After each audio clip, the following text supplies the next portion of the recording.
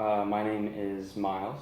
I am a philosophy major here at USC, just about to finish my sophomore year. I'm from upstate New York originally, Saratoga Springs, which is a little tourist town. Just like me, yeah. Mm-hmm. You're Syracuse. Awesome. So obviously we're talking about Adderall and ADHD, those things, and the application, abuse of Adderall in college. I guess if you wanted to start by telling us when you were diagnosed with ADHD and a little bit about the process of realizing that you might have it and thinking that you might seek out help for that. What that process was like here.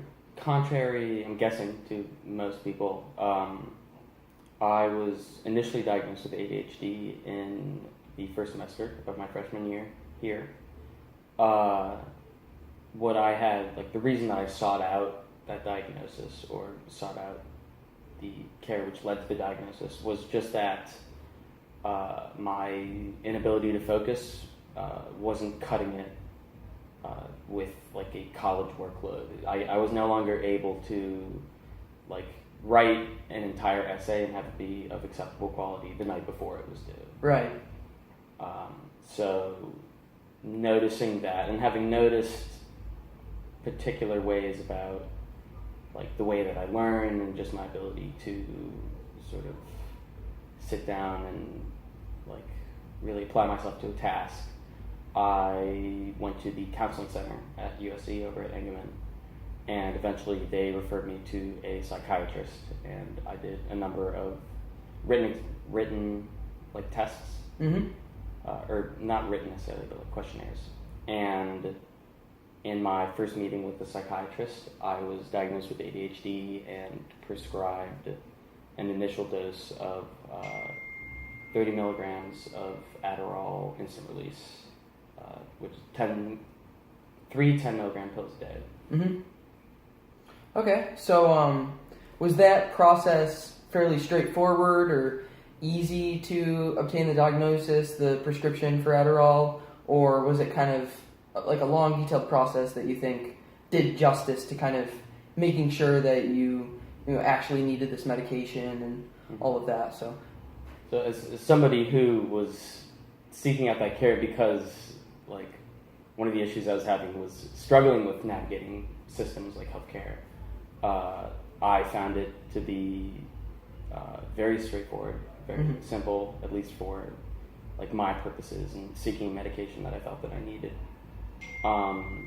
As I said, by the end of the first visit with the psychiatrist, I had an Adderall prescription, which I just went and filled that day. Right. Same day, you went in to seek help, that same day you got the prescription. Mm-hmm. So would you say that system is kind of readily open to abuse, that people that are seeking Adderall for purposes of studying or recreational use could easily obtain that prescription? Would you consider that a problem, or do you think that there are enough balances and kind of checks in place to prevent that? I would definitely say that if you were seeking to get an Adderall prescription without having attention deficit disorder, it's really not that difficult. You can Google what the doctors will be looking for and how they would want you to answer those questions. Mm-hmm. And I would say that the difficulty and the complexity there is that people like me, the fact that it was easy was very helpful. Mm-hmm. But also with how easy it is, it's definitely leaving that door open for people to take it or to get prescriptions and use those for illicit purposes, whether they're selling them or using them for personal academic use or recreational use. Right. So would you say, what have you seen as somebody that needs Adderall for a medical condition? Have you had people ask you for Adderall knowing that you're prescribed it? And kind of what's your assessment of the abuse of Adderall on campus and the main reasons that people are using Adderall? Mm-hmm. So with the knowledge that somebody has, and not even necessarily knowing that they have a prescription, but even just a diagnosis of ADHD, mm-hmm. with that, for a lot of people comes the assumption that they will be prescribed Adderall and will be willing to sell them. So,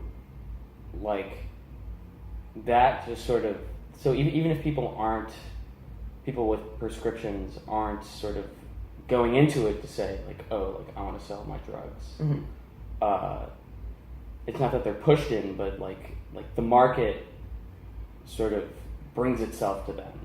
Right. Just because people, if they find out that you have a prescription, they will ask like, oh, like can you sell me some? Assuming that you'll answer yes. Right. I would say that for the most part, people are using it for like just to get work done. Right. Either work that they wouldn't otherwise want to do, or to get like large quantities. Just go to the library and Mm-hmm. do problem sets for 10 hours. Right. But there's also, I would say, more than you'd think, a section of people that are using it exclusively for recreational purposes. So they're taking Adderall generally so that when they go out, they can drink more and they can stay out longer, Mm-hmm. which has its own issues. But. Yeah, of course. So, would you say, what is kind of the proportion of people that you think on campus are using Adderall for purposes of studying or recreationally, and the number of people that are using it for each of those purposes? Do you think it's mostly studying, or do you think it's recreational use, or kind of what do you think of that? So I would say that it's mostly, the perception of Adderall is mostly as a productive drug. So definitely, like, the majority of people are using it for the study purposes. And I would say in terms of like volume of pills, Mm-hmm. far more like actual Adderall pills are going towards getting work done than are going towards recreation. Right. But even in terms of when people are taking it like before they go out, Mm-hmm. what I've found and observed is that it's less so that they're taking Adderall to have fun, but they are still using it as a productive thing. They're saying, I'm taking Adderall so that when I drink and smoke and do all these other things, like I'll still be awake and able to walk around. Mm-hmm. So, what's your assessment of people that you've seen use Adderall for non-medical purposes, for increasing their studying ability? Do you think that it actually is helping them, or do you think it's more psychological or you know, that kind of thing? So I'd say, like, for however long these people are on the Adderall, so let's say that they will take, over the course of 10 hours, they take 2 pills. Mm-hmm. I would say that, like, during those 10 hours, they will, like, just be objectively more productive. They will be less, as long as they don't let themselves get, like, sidetracked and distracted for 3 hours. Mm-hmm. They just will be able to, they will have a more, like, comprehensive ability to just sit down and laser focus on what needs to get done. Right.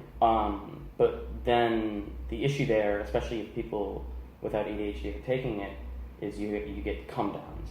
Mm-hmm. So answering whether Adderall can like help people get schoolwork done is sort of like, it's difficult to give like a concrete answer, because like if they only have those 10 hours of work to do, Mm-hmm. great.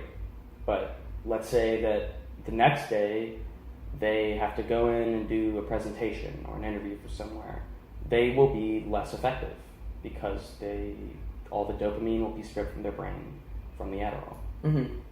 Yeah, and obviously the drug is going to affect you, somebody with ADHD, much differently than it's going to affect someone without ADHD. Mm-hmm. And obviously the side effects that go along with that are going to be different. But can you walk us through kind of what the doctor said about the potential side effects of the Adderall use, what it may do negatively, and kind of what your thoughts are about people that abuse it recreationally or for scholastic purposes, Mm-hmm. what the side effects may be for them? So the psychiatrist is they are operating off the assumption that I've been telling them the truth and that I did indeed have ADHD. Mm-hmm. And the way that Adderall affects somebody with a brain like mine Mm-hmm. is very different. So there are general side effects, like which I experienced, like dry mouth and increased heart rate. But generally, I don't get many side effects from Mm-hmm. Adderall use. Like the dry mouth, honestly is the worst part, and things can get much worse than that. Right. For neurotypical people, the side effects can be a lot more severe, just because of the way that it's like working on their brains. So like Adderall, the way that it will affect the way that they process dopamine, like over long periods of time, it can really hinder their ability to do that. Addiction is a lot more prevalent among people without ADHD because they'll be experiencing the euphoria from it, which is nice, and also just the way that it like functions in their brain. Right. People become prone to addiction, both like chemically, but also they will become addicted to that increased productivity. Right. So for you, I think you would say that the medicine, Adderall, those type of drugs would make you function normally, make you feel like quote unquote normal, or at least something like that. Whereas in people that are already at that quote unquote normal, taking it is going to elicit elevated states of whatever it may be, but also increased side effects that you're not going to have because it's bringing you kind of to baseline. Yeah. So can you tell us a little bit about the positive effects that Adderall's had on you as someone with ADHD? Can you just walk us through kind of, has it helped you with school, with functioning, kind of normally in society and that kind of thing? So it definitely, to start off with, it is a huge help for my schoolwork. A big thing that I've noticed is it's not as helpful in writing papers because that's traditionally for me been more of a creative process. But in class while I'm taking notes, you can tell visually in my notebook when I'd taken my Adderall dose and when I hadn't. And it's immediately apparent that the notes are neater, the notes are better organized, they're more thorough. And obviously that is incredibly helpful. But even just what I've noticed more is just day-to-day stuff. How much, things that I didn't even know that I was struggling with, how easy they can be. Something that I go to a lot is, texting. So when I don't have my Adderall, I am an awful texter. I get back to people whenever, or, I'll just have difficulty keeping myself interested in the text conversation. But with the Adderall in me, it's not even that it's easier, it's just not even something that I have to really think about anymore. It just sort of that communication becomes easier. Right. And there's just all sorts of little things like that sort of like I lose my keys in my wallet way less with the Adderall in me. Right. It's just those little things that all add up to make me feel as if I am functioning normally. Yeah, and someone else that I talked to that's been prescribed Adderall now on a different drug to treat their diagnosed ADHD is that it helps them become more productive, to kind of not forget their keys or to be able to focus on producing coherent notes and that kind of thing. But it does kind of shut down their ability to laugh, is what they were saying, their ability to have fun. And it was kind of I guess paradoxical to them that people would be using it for recreational purposes to have a good time. Because to them, it's not a good time drug, it's make me normal so that I can, function and live drug. Yeah. So would you kind of agree with that sentiment, or what do you think of that? Yeah, absolutely. Something that I have joked about with friends is I get a prescription to Adderall, I get 90 pills a month, but I can't take a bunch of them and have a bunch of fun because that's not how my brain works. I can't take 3 Adderall and sit down and blast out 8 hours of schoolwork. Right. It very much is something which I'm using to allow me to just sort of function better in today's society. I think because there's theories about ADHD as it relates to hunter-gatherer societies, and those were the people who were ranging out further from the hunting grounds, and there's an evolutionary function there. But I would say that in the information age, where we are navigating through all of these different structures all day long, that's not what the ADHD brain is suited for, and that Adderall really helps me to just sort of fit in that mold. And because of that, I think ADHD has been medicalized in our society because it is kind of counterproductive to functioning in the 21st century. It is difficult to study, to do work at a job, if you have ADHD. Whereas in a hunter-gatherer society, or even 100, 200 years ago, even 50 years ago maybe, it wouldn't have been as much of a problem. And I guess maybe you start to see that switch when you have the 9-to-5 job and people going to college and people doing this kind of mundane lifestyle. That's when some people the people that would have been normal in a previous age now have this medicalized thing of ADHD. And I guess there's some debate to be had over whether that's good or not. Like, do we want this society where people have to be treated because they aren't normal in this society? And that's what we call ADHD, I guess. But when it comes to people using it on college campuses at USC particularly, what have you kind of seen there? Have you seen people asking you for Adderall? Is that something you frequently get?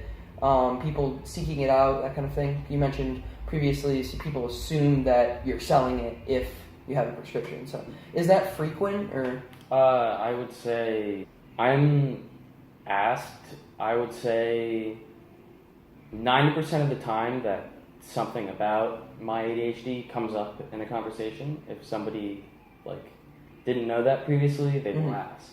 Right. It's not even. I don't even think that it's always them wanting some Adderall right then. They're just curious even, or they'll say to themselves "Oh, I'll keep this person in mind. Should I need some later?" But I'm asked not extremely often, but it's part of my introduction to people a lot of times. Right. Involves being asked that. Right, and it almost kind of, I assume, becomes part of your identity when people know you. They think of Myles, the guy who has ADHD, who is on Adderall, so he has a prescription. Absolutely. You're the guy that has Adderall, rather than Myles, anyone else, in any other way that they could identify you. Yeah. Is that ever frustrating, or is it kind of just, it is the way it is? It's just part of it. I'm a pretty social person, so even if people are only initially talking to me because they think I can give them amphetamines, I can often segue that into a more normal conversation, but I guess on some level it can bug me. Just even just it being sort of annoying and having to answer this question, the same question all the time. So I guess to close it out, this seems like something that it might be an interesting thought, but do you wish you didn't have ADHD? Do you wish that you had, a neurotypical brain, as you called it, or do you have no regrets? Do you this is a part of you, I just don't. I have no clue. I get I guess I do to a degree. I know what it's like to be on Adderall, but I don't know what it's like to naturally not. Yeah, I don't know what the Adderall doesn't change about me. I don't know where, even when I am on Adderall, where there are inconsistencies between me and a neurotypical person. Right. There's you without Adderall. There's you with Adderall, but yeah, I don't know the me without ADHD. So right. It's difficult to say. It's just sort of gut reaction. I bet that it would be easier. I bet that something, perhaps I would have gotten better grades in high school, or would have been more on the ball getting an internship. Those are just in terms of practical effects. Sure, I would probably be doing better without the ADHD, but in terms of life experience, I can't really say anything. Right. Is there anything about having ADHD before you were prescribed that you kind of missed? Is there anything that you miss about not being on Adderall? You mentioned side effects, basically just been dry mouth, not too significant, but is there anything positive you think about having that type of brain? I would say absolutely. Just because, like, from what I can know from like brain studies and behavioral studies, people with ADHD are often like I said in the hunter gatherers, like they went out further to get supplies of food. Like,